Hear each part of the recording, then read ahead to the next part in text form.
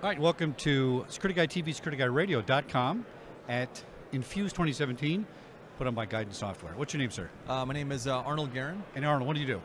So I work at the Royal Canadian Mounted Police Canadian Police Centre for Missing and Exploited Children. Excellent. And we investigate online child exploitation. So I just did a couple shows last 2 months about human trafficking, sexual slavery, I mean, you name it. I mean, it's a crazy problem. It's unbelievable. Yeah, it's a hidden problem that people don't like to talk about. No, they don't like to talk about it. Yeah. And another thing I found amazing is the FBI, for example, only receives about $5 million a year to cover this. Yeah. When, we spend $80 million on terrorism, which is good. Let's spend $40 million on this kind of thing. It's a real problem. What are your numbers that you know of in the United States, as far as how many kids and what happens and all that kind of stuff? Well, don't know exact numbers, but I can tell you that there is a worldwide effort to find and identify kids who are appearing in child sexual exploitation material. Good.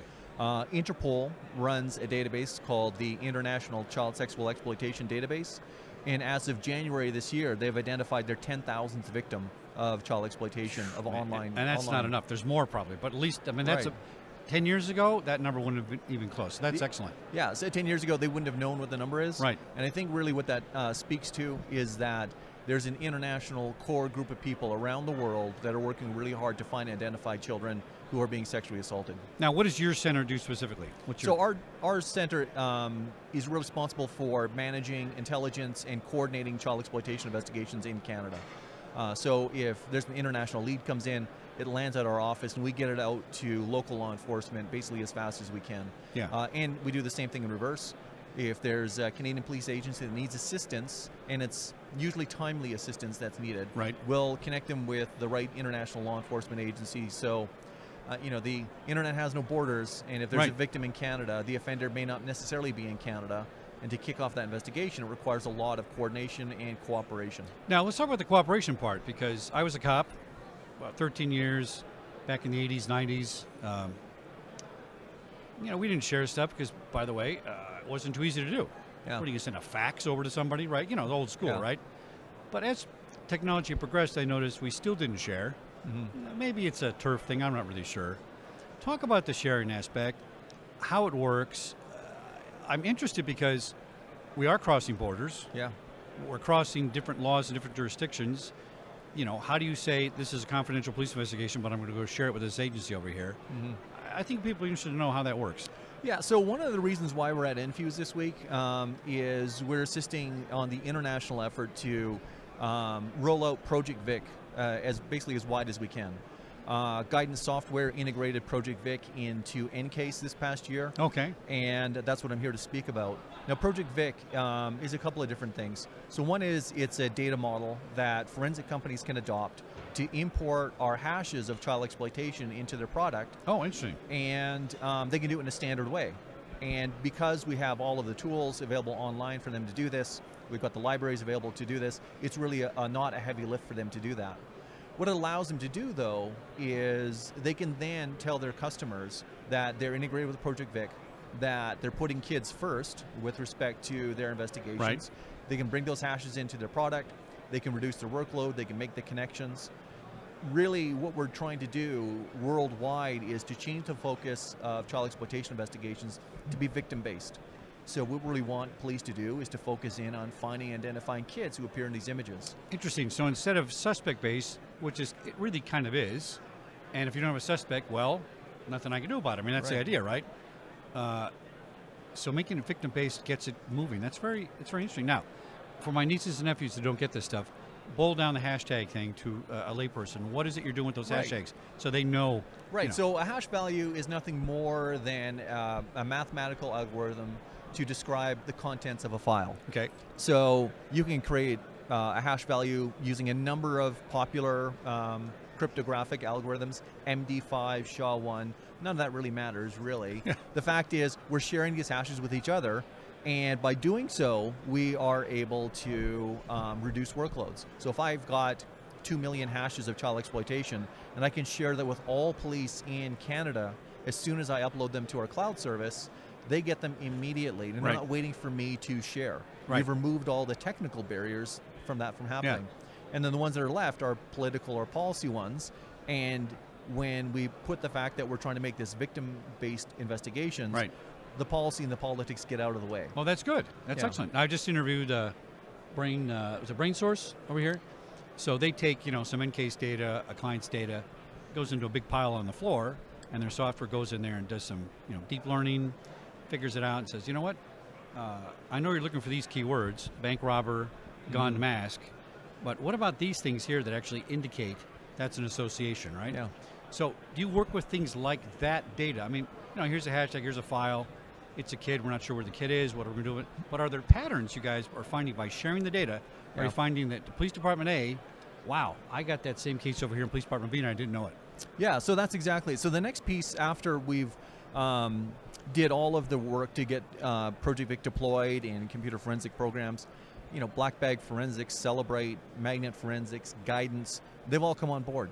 And they've come on board for the right reasons. They're putting their hearts first. And they're contributing data sets to the project. Right. So the police that are using their software, they can export their Project Vic hashes, push them up to the cloud service, share them with other police doing child exploitation investigations.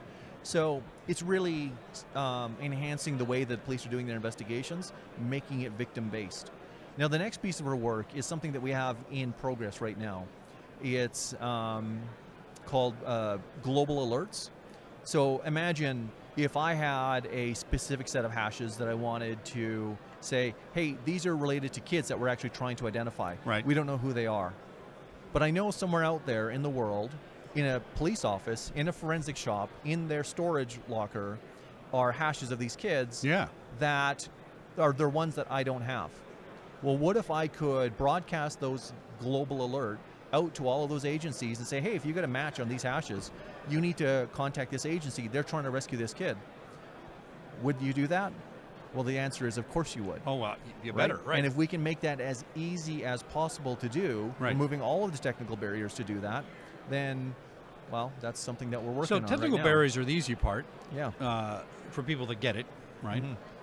Are you finding any political barriers still, or legal barriers that say, well, we can't because of law A and B?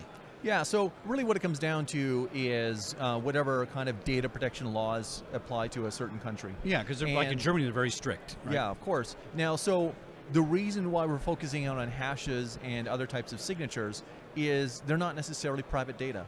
They're not saying, hey, this is someone's privately identifiable, personally identifiable information. Well, that's true. I was thinking, you know why I was thinking it? Because California, anyway, as a cop, anything with a minor, you don't put minors' names in the newspaper. You don't put, it's confidential. Of course, this is inside a confidential investigation. Right. However, you could still see some places saying, "Oh well, it's a kid. We can't do it." At the end of the day, if there's evidence on your seized device that's going to help find and identify a child being sexually assaulted in another country, would you share that?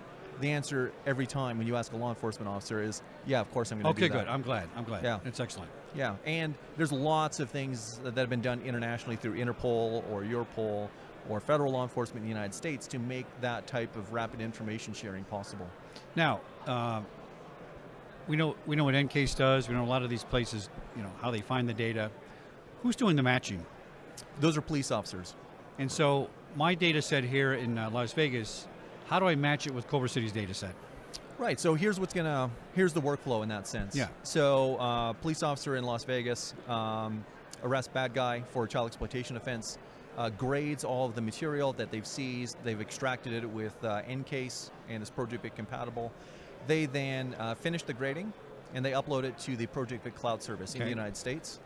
That gets blasted out to all the other ICAC units in the country. In another city somewhere in the United States, they download those hashes and they can apply it to their workload. If it's a global alert, they'll get a notification saying, hey, someone's looking for this kid. You've got evidence on your computer related to this investigation. So not everything's a global alert necessarily. But right, not necessarily everything. But those hashes get shared out to everyone that's on the network. And then inside your project, is that where the data matching comes? Yeah. Or is it still to be a manual kind of, oh, hey, there's an alert? No, all of the software partners that we've brought into Project Vic do that matching automatically. Oh, good. You import the hashes into the product, it does the matching for you, and then you can see the results, filter on it, and focus the investigation. What kind of hit rate are you getting on these things? One a day? Easy. Yeah, so, child exploitation is still a big problem worldwide. Oh, yeah. And wherever there's cases, we're finding matches. So I had a guy on the show about a month ago. His angle on this was that some of these things are hide in plain sight. Yeah. In the open. And when we say child, you and I are kind of thinking 12, 13 under because of our police background.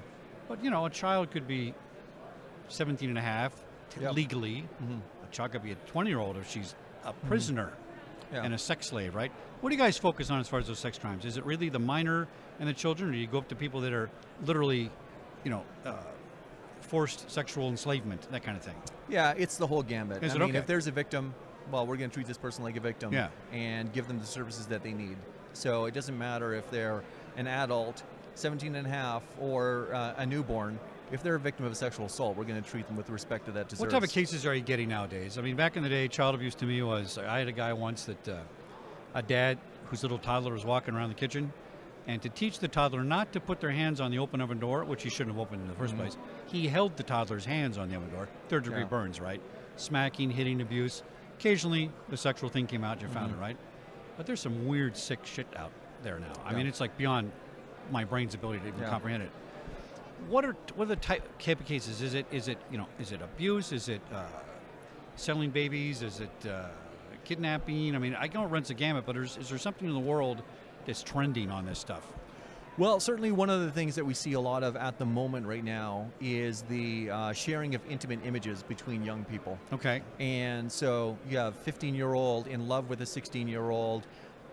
They're teenagers. Their love is going to last forever. Oh, they're going after that is okay. And, I mean, it's technically, and then, so they share that material, and that material ends up in the hands of people that are interested in child sexual exploitation. Oh, so material. we're not really, agencies aren't really looking at the two teenagers in love as victim suspect. No, but what they don't realize is once that image leaves their device, it's ending up in the collections of offenders, and they don't realize that. And then we end up thinking, well, is this a person that's in danger that needs our assistance? Well, sure, you don't know. Or was this an innocent sharing of an image that has, the privacy of it has been breached and ended up in a collection? Yeah, that must be just an overflow of that kind of stuff. Yeah, there's quite a bit of it. So we're doing our best to deal with it. Project Vic is one of the ways that we're able to share that type of information. Now, just so the viewers know about this, and our officer is going to clarify this better than I can. If you are sharing an image of a child, that's clear. But also, if you're sharing images of a 19-year-old that's dressed like a 10-year-old, that could be considered, right? If you're showing animation of minors, that could be considered child pornography. Depends on the state and jurisdiction, right? Yeah, absolutely. So this is really, certainly does. I think there's a lot of people trying to get around the law and saying, oh, well, that's a 24-year-old dressed up in diapers. You know what? Sorry, pal. You don't get around the law that easily because you're still getting that you're using it and selling it and trading it like that. So you're going after that kind of stuff too. What do you call that art? Is that so? There's a couple of Japanese anime, that's So in certain jurisdictions, that material is illegal. Not all necessarily. In the United States, you have to prove that it's a real child. That eliminates a lot of the cartoon and anime type stuff. In Canada, wait a minute, hold on. I'm sorry. You have to prove that the animation is a minor in the animation? Essentially, what that means is a lot of the anime isn't necessarily illegal in the United States. In Canada, it is. It's considered to be child pornography. In Canada, whether it's real or depicted, it's child pornography. Okay, that's good. It's like the old cocaine laws. It's baby powder. Nope, it's cocaine. Similar. Remember these two restaurants? If you sold me a thing of baby powder, it would be weird. But so also in Canada as well, if it is an adult but depicted as a child, and the purpose is to depict them as a child, well, guess what? That's child pornography in Canada. That's good. Not necessarily the United States, though. Yeah, not necessarily. They still have to prove some other offenses. Yeah. Not super familiar with California the laws. it is. Not super familiar with all of the state and federal laws, so I can't really speak to it, but I definitely know in Canada. Yeah, very interesting. Without divulging any secrets, what's your participation rate with agencies worldwide? You got a couple hundred? You got a couple thousand? What is it?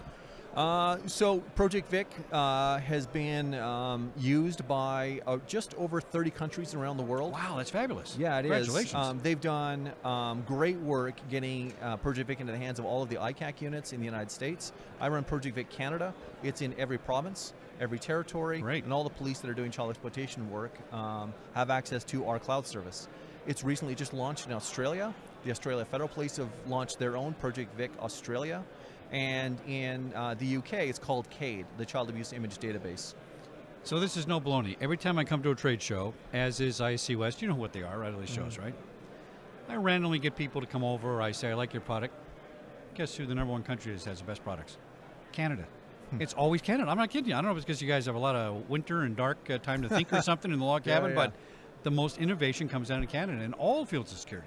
Really good stuff. I'm very proud of you guys. That's fabulous work. Thanks. How do we get a hold of you, and how can people, if there's some of my cop buddies listening that don't know about this, how do we find out more? Well, so if you're looking to access Project Vic in the United States, you can go to request@projectvic.org, and they'll blast an email back to you with all the information you need to get signed up.